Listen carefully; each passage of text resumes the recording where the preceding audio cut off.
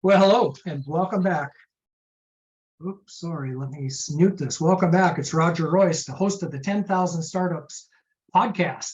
And today we have with us an expert on cryptocurrency and digital tokens and all things related to digital assets and the law. 10,000 Startups is our weekly podcast where every Monday we give you new content on an issue of significance in the legal world for startup companies. And this is a little bit different today because today we're going to focus on a fairly narrow topic that doesn't apply to all startups. This is something that if you happen to be in a crypto space or digital asset space or in a highly regulated, securities related industry, you'll be interested in. We have as our guest today, Ryne Miller. He is the managing partner of Miller Strategic Partners. He has been a regulator or has worked for a regulator, the CFTC. He's been with big law in New York City, and most recently he was the general counsel of FTX US. And Ryne has just recently launched his own practice in New York City with a partner, focusing, I believe, on financial regulation. And we're going to talk about a few issues related to financial regulation, especially around digital assets. So welcome, Ryne. Thanks for being here today. Thanks, Roger, for inviting me. You've been a friend and a mentor over the past year, and I've enjoyed getting to know you. So thanks for setting this up. Let's dive in. Okay, great. Well, let me kind of go right to the heart of things, to the big question we've all been struggling with since 2017, at least. These tokens, digital assets, are they securities or are they not? And has the law on that changed? Because I remember back when this all started, everybody came to me and all of a sudden everybody was a securities expert because they read about a Supreme Court case involving orange futures and said, oh, we've got utility, we're not a token. But of course, the SEC didn't quite see it that way. How do you see it?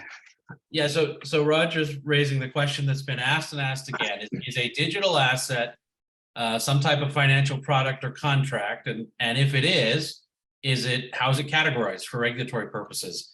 Some of the choices are commodity like oil, gas, currency, interest rates.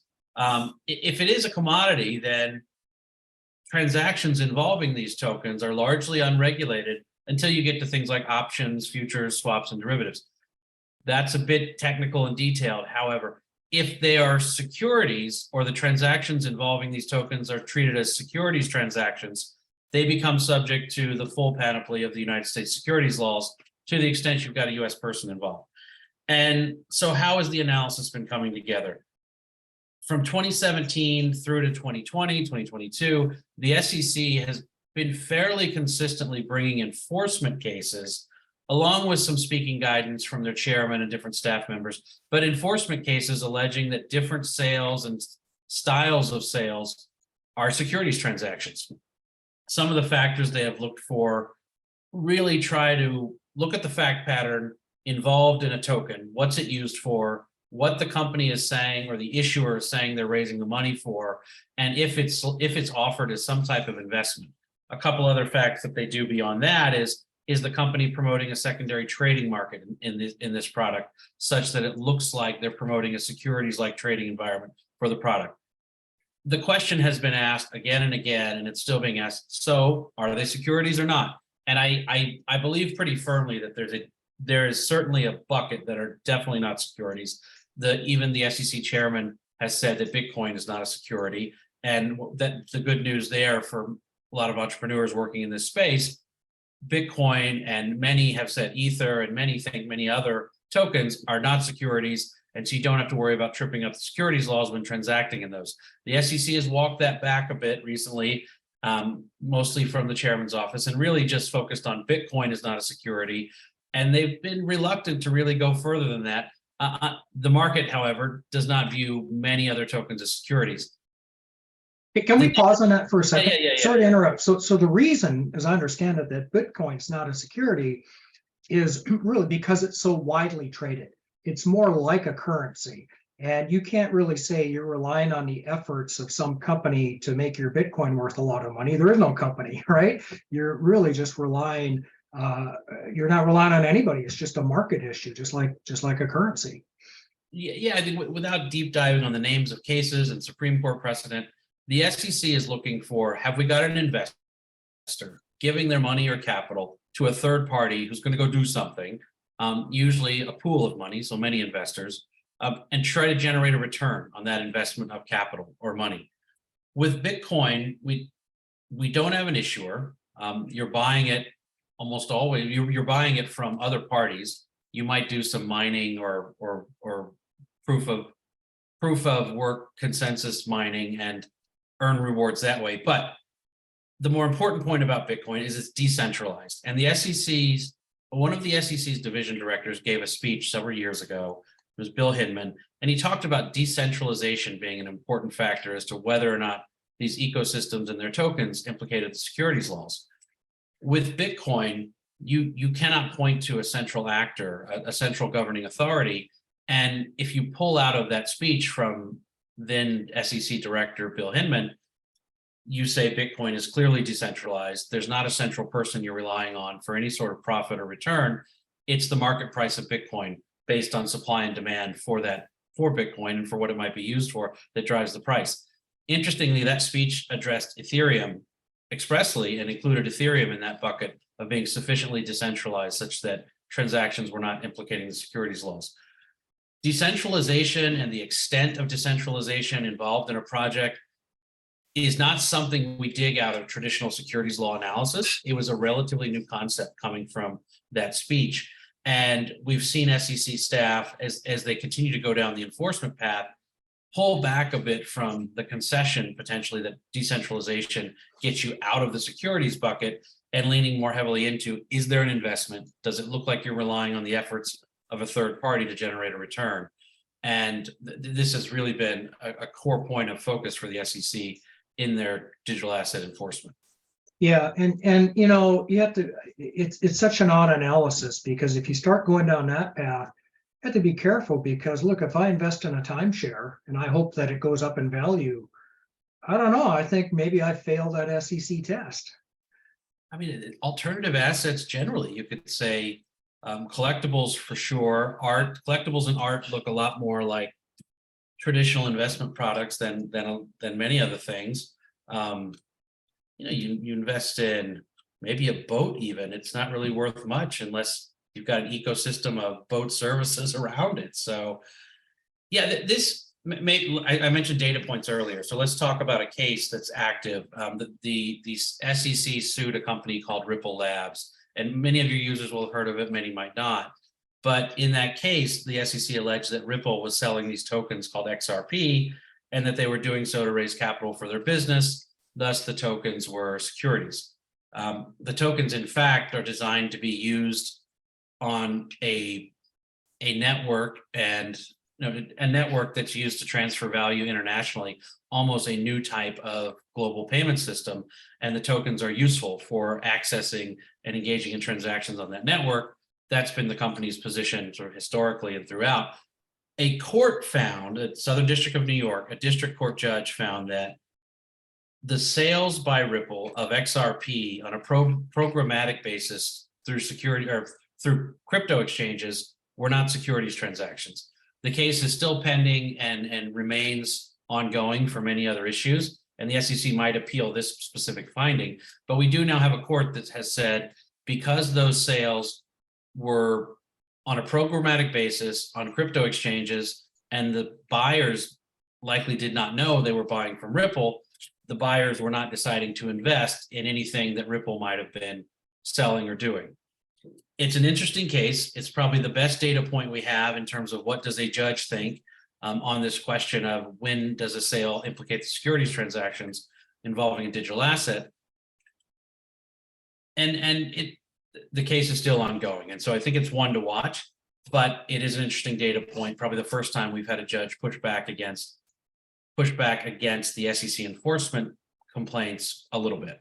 Yeah, and we've seen other courts go the other way on these issues, and right, so it's really kind of up in the air. And that case is on appeal, as I recall, isn't it? So one question is whether you could appeal this particular issue with there remaining other issues to resolve at the district court level. And I think the current posture is that the district court is going to continue resolving the other issues so that whatever is appealed would be the entire case, but I'd have to look back at it. Okay, I got you. So you said something really interesting there about the SEC enforcement actions. It's my perception that, again, back in 2017, I saw a lot of US companies selling tokens. And today I don't ever, I mean, not my practice anyway. They've all moved offshore. And so a couple of questions. Is my perception right? Is that because of the SEC? And the bigger question is, does that get them out of US jurisdiction, the fact that they've now moved to Singapore? Sure. It's so let me start with the observation. Are companies moving token sales, token placements outside of the US? Yes, that's what I'm seeing as well. It's what I think most transactional lawyers are advising in this space. There are a few exemptions from the securities laws, from the requirements in the securities laws related to registration and periodic reporting and disclosure, if you comply with certain conditions. One is that if you do your sale outside of the United States, even if you assume it's a securities sale, but you comply with something called Reg S, Regulation S under the SEC's rules, then you don't need to go through the registration process, the disclosure statement, and periodic reporting. And so you're seeing a lot of token sales done under Reg S, and by definition, that's outside of the US. In parallel, non-US buyers, right? To non-US buyers, yes. And you've got to not only do a process up front to ensure you've actually got non-US buyers, there's typically an obligation to do some sort of prevention of flowback as well. And when you're talking about selling tokens that are meant to be, available in a decentralized ecosystem, how do you prevent that flow back to the United States? This is a practical and common question that many token projects wrestle with. The other exemption that many have looked to are exemptions based on the buyers being some sort of sophisticated person. So accredited investor is the SEC term. And if you're selling only to accredited investors and not to retail, and retail is not generally an accredited investor, then you can also find an exemption from the relevant aspects of the securities laws that would matter for a token sale. Again, the tokens have some pretty meaningful restrictions on them, at least from the securities law perspective. They've got transfer restrictions. They might have a lockup period during which the buyer needs to hold them for some period of time before they can sell them. And you have no path to general purchases and sales of that token by the retail community. Gotcha. So we just got a comment in our live stream. Somebody's asking if I'm workshopping the idea of a Royce coin, which, believe it or not, I actually did think about that many years ago. In fact, I had a view that every company in America was going to have their own currency. Eventually, they'd all have their own coins. I remember when Facebook came along with their proposed coin. We don't have to go down that path. But then because of what the SEC has done, it's just not going to happen, is it? Well, there's I think Royce coin would be a great idea, and I'd be right there to sign up for the airdrop or the distribution event. But I think where I'm seeing the trend in token projects toward projects and tokens backed by something, backed by an actual real world asset, whether that's a pile of dollars for a stable coin, a pile of traditional securities such as treasuries, et cetera, because there's this growing demand for financial transactions and activities to occur on a blockchain environment, whether that's on a decentralized finance platform or for use in collateral and different borrow lending protocols. But there's a demand for good quality assets to go into that space and facilitate finance. And so you're seeing more and more token projects try to issue something backed by real assets, whether it's currency, securities, or something else. And that raises its own set of questions around what type of financial product might that be. But it's different than a token that the value is sort of opaque and not really tied to much other than what the next person will pay for it. Yeah. Let me shift gears for a minute. So I know you do work on regulatory digital assets and you represent exchanges. And I'm here in the Valley. I represent startup companies and their investors. And I've had companies come to me and say, we want to go out and raise some money for our digital asset exchange. And I've gotten tremendous pushback on that from investors. They say the regulatory environment is just so uncertain. There's no way we're going to touch that. Now, not all of them. I've heard that from a lot of investors that otherwise, it is exactly the kind of industry a VC should want to be in. It's new, it's evolving, it's scalable. But because of this uncertain regulatory environment, it's just not really happening in my world. Can you tell me what is the environment like for exchanges generally in the United States? So yeah, this becomes a policy, maybe even legislative discussion where we don't have clarity today, unless you accept the SEC chair's view, sort of without reservation, that all of this should be in traditional registered securities exchanges, not a clean fit, not a technological fit. And so until you have some other type of clarity, either from the CFTC and the SEC working together at a federal level or through legislation, you don't have a clean, viable path to even launch the product. So no one's even competing on user features, user experience, quality of customer service. Right now, everyone's competing on their willingness to have a regulatory risk profile that might allow them to offer a few more products than someone else. And that only works until you get sued. And so I think with VCs, I mean, the ones that I've worked with and spoken with, you want to look for a total addressable market. You want to think about things like user acquisition costs, lifetime value of a customer. What you don't want to think about is what's my comparative advantage based on my regulatory risk appetite. That's not where you start the value creation process. Right. Now you mentioned the SEC's position, and I've been hearing this phrase a lot lately called regulation by enforcement. What are people talking about when they say that? So regulation by enforcement in a single sentence means a regulator, instead of going through a rulemaking process, decides to impose their view on where regulation should be by suing companies that they believe are not in compliance with that view. And you've seen the SEC become more aggressive, not just in settling cases with digital asset firms, meaning the firm and the SEC come to agreement on a resolution, but suing firms who disagree with the assertions that the SEC is making about whether or not they should be registered, licensed, et cetera. And this, it happens from time to time in the US regulatory environment, but it's generally thought of as undesirable because it sort of stifles innovation, it's very costly, and it leaves uncertainty unaddressed, other than if you're just going to close out the business. And you've got 50 million, 100 million users of digital assets, even in the United States. You should not, that's a business that we should not just turn off. And I think that's not a legal view. That's sort of a, is this an innovation, an industry worth keeping? I think the unmitigated answer is yes, if you look at the response by users globally and in the United States. So what should a regulator do instead? I think rulemaking is always an important step. Requests for public comment are traditional steps. And then regulators can work hand in hand with Congress if we think legislation is needed to go down that path as well, sort of write new laws. Gotcha. Okay, and I guess the final thing, I know you can't talk about this too much because there's ongoing litigation, but you were the general counsel of FTX US, so you have kind of unique perspective on the crypto market, not just the legal side, but the business side. And I guess you might have a view as to, I guess, where we are now and what's next, because a lot of these companies, have been having a lot of financial trouble. They've been having a lot of, like any new industry, I guess, having trouble getting established. Not so new anymore. But what do you think is next for the markets generally?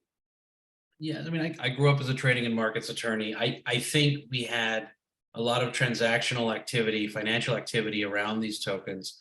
And so exchange places developed and they came to be. With an unclear regulatory environment, they operated under different structures, different governance models, et cetera. The trend now is very much going to be towards, if you're a marketplace for digital assets, even the investing community is going to say, I want to see these governance structures. I want to see these checks and balances, all of which makes complete sense. And I think the industry is trending towards. In parallel, we want to see, I think the industry wants to see more use cases. And there are several projects out there identifying the actual use cases of digital assets beyond buying and selling them, in a marketplace. And when we see those start to develop, whether it's for more efficient record keeping or some identity-based program, digital identity, the more and more of these use cases that can get user engagement and communities surrounding them, the better we're going to have an industry that makes more sense to regulators. Okay. All right, well, I want to thank you for being here with us today, Ryne. It's a hot topic. It certainly is an area of interest. Congratulations on launching your firm, the Miller Strategic Partners, where you're managing partner. Good luck to you in New York City. Thanks for being here. Thanks for having me, Roger.